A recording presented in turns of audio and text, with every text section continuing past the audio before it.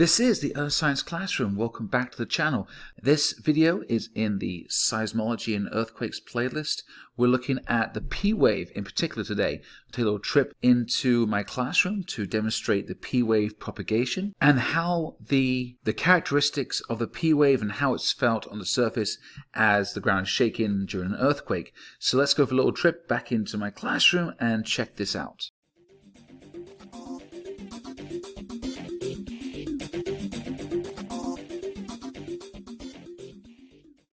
Alright, hi guys, so you're probably wondering why I'm on the floor, but we're going to demonstrate some earthquake waves, some elastic energy going through the earth. There are basically four main seismic waves that come out of an earthquake once it happens. So once you get that fault line and that foci where the earthquake actually occurs underground and the epicenter is on the surface, the energy waves will go out in all directions, like ripples on a pond. When you throw a pebble into a pond, the ripples come out on the surface. It's the same thing with earthquake waves. This is our classic slinky. All right, Mr. Wilkins over there being my fantastic assistant on this demonstration. And we're going to look at the first wave that comes out. It's the fastest wave. It's called the P wave.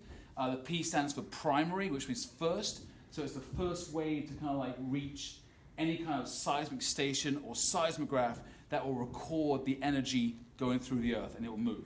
So this P wave not only is the fastest, but it also travels in a certain direction, certain character, right? It is a linear wave, which means it goes in a straight line, like an arrow, and it will be put on the floor, Mr. Wilkins, and when the energy goes through the earth, it kind of compresses and then expands. So there's a compression, expansion.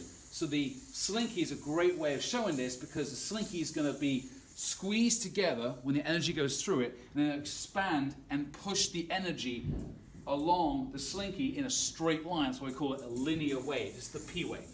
And because it goes in a straight line, it's extremely fast. So it's between 6 to 8 kilometers every second. So for every second, it goes up to 8 kilometers or 5 miles through the Earth's crust.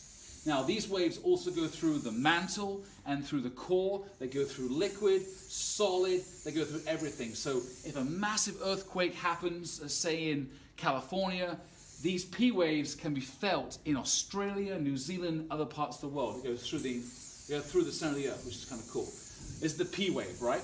Linear, compression, expansion, and that's why it's so fast. This is the Earth Science Classroom. Thank you for watching. I hope you enjoyed the content.